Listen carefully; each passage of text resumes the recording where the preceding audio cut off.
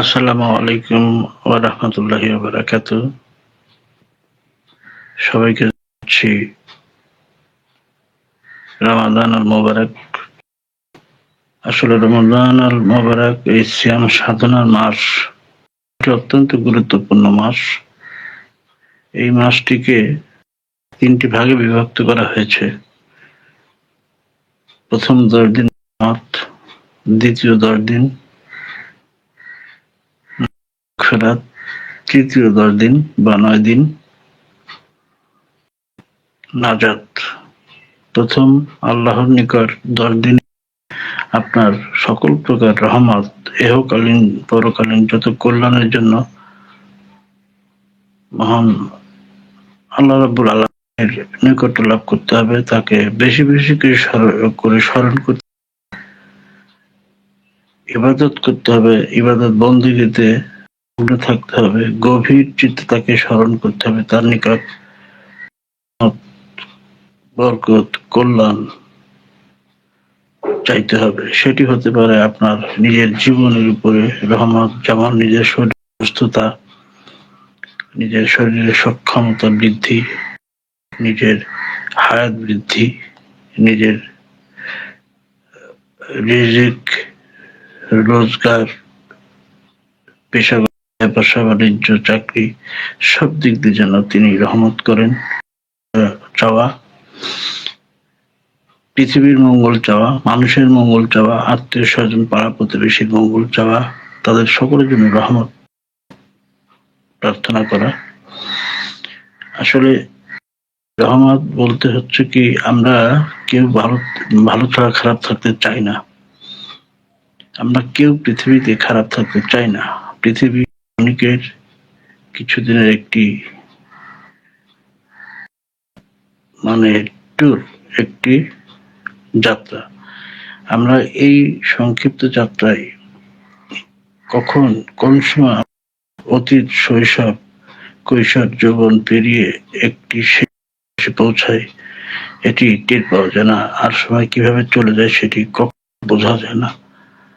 তাই মহান সৃষ্টিকর্তার নিকট এই রহমত, এই রমজান মাসে রহমত চাইতে হবে, বরকত চাইতে হবে, নিজের জন্য, আত্মীয় স্বজনের জন্য, পাড়া প্রতিবেশীর জন্য, নিজের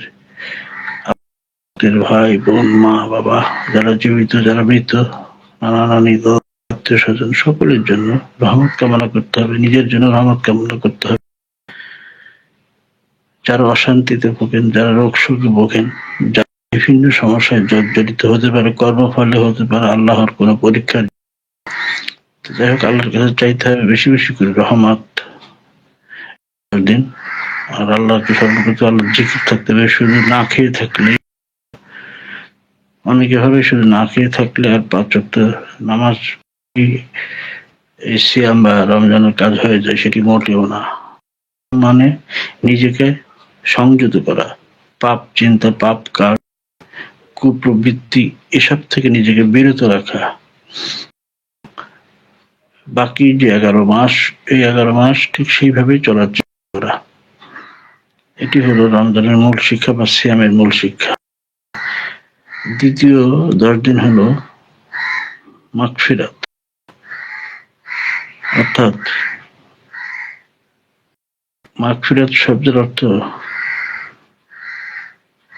আল্লাহর কাছে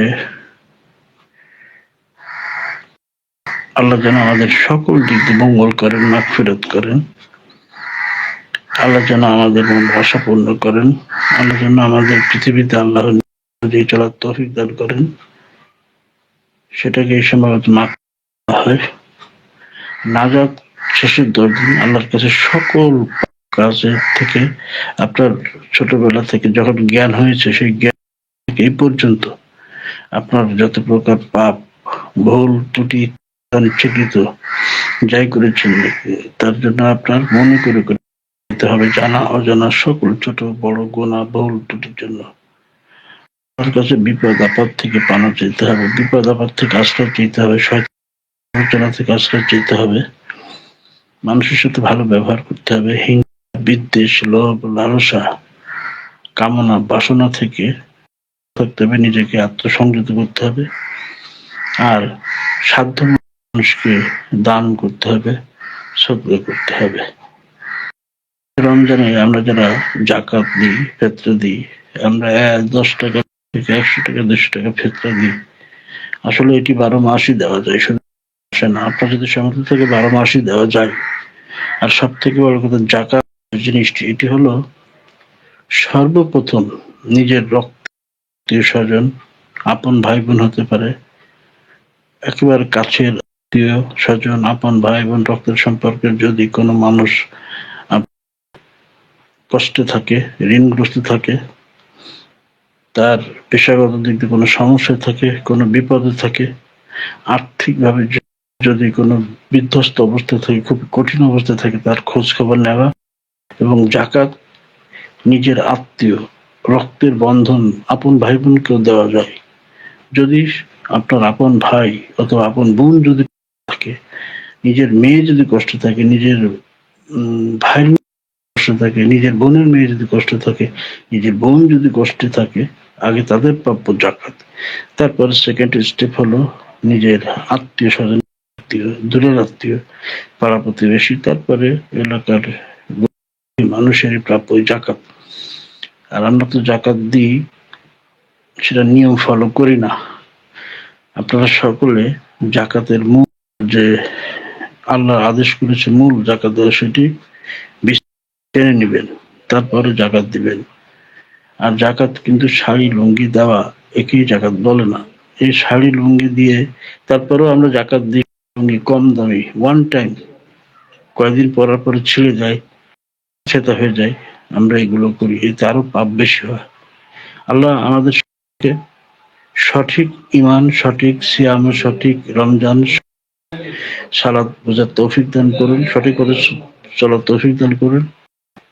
সকলকে আবারও শুভেচ্ছা এবং সালাম, রমাদান মোবারক। আসসালামু আলাইকুম রহমতুল্লাহ। আমি আরিফ, আবার দেখা হবে কোন এক সময়। সবাই ভালো থাকবেন, সুস্থ থাকবেন, নিরাপদে থাকবেন। আল্লাহ সকলকে দীর্ঘজীবী করুন, এই কামনা করি।